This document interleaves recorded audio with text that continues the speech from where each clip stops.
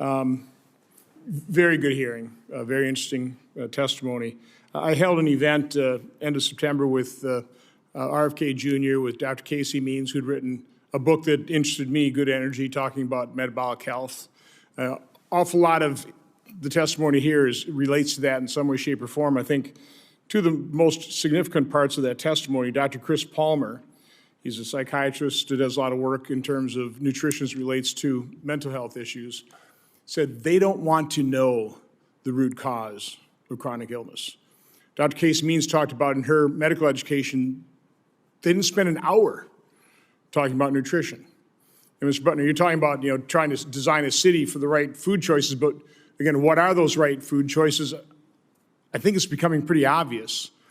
And I think that's one of the questions I have for, Dr. Patrick. We've known about this for quite some time, right? The food pyramid was a marketing. There's nothing scientific about that. It was a marketing deal.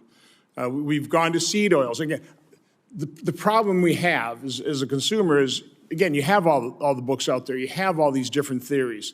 Who do you believe?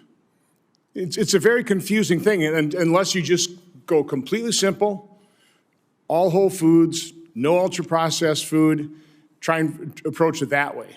But Dr. Patrick, just kind of comment on that. Well, I do think that going whole foods and trying to reduce your ultra-processed foods as much as possible is the way to go. And I think we have a lot more information now than we did, 30, 40 years ago. We know that these ultra-processed foods are not causing satiety. We know that they're activating these addictive reward pathways in our brain. So I think that information is a little more in depth. But I also think that some of the information on why do we eat? Okay, if we have nutrition in primary and secondary school, definitely medical school, you're right. One class in nutrition, it's absurd, right? If we can start educating at an early age children why they eat, what are they supposed to get from their food? Why do you want to eat leafy greens? Magnesium's there. What does magnesium do? What happens if you don't get magnesium? What is cancer? There's even some data out of Japan. They have that program in Japan where they have in primary schools nutrition education, and they've shown longitudinal studies that people that were educated with nutrition in childhood are much more likely to eat healthy, nutritious later in life. Part of the problem is just our medical education, our medical establishment. They call it Rockefeller medicine, all based on pharmaceuticals. And it's awful appealing. All we have to do is get a shot, or all we have to do is take a pill, and we're going to be well, when we think probably the exact opposite is true.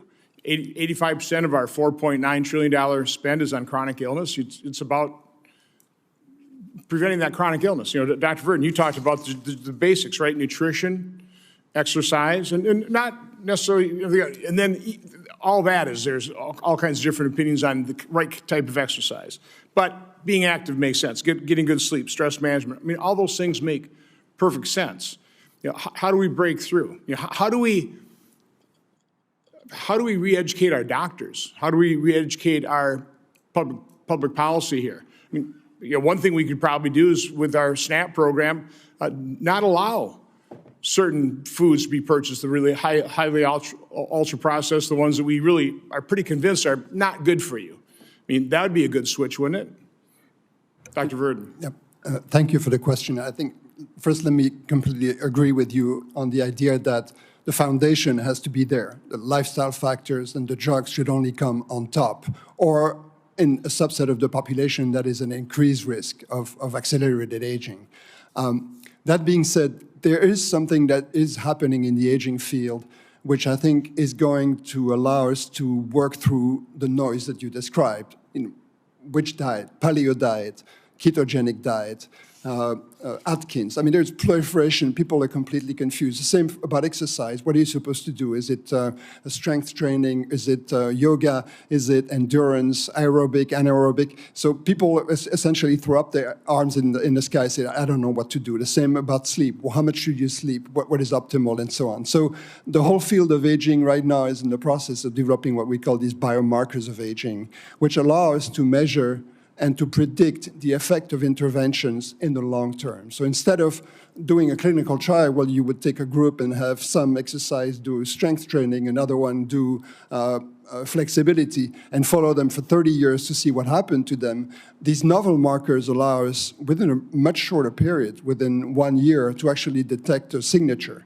And so there is the promise that developing these tools have been developed, they do exist.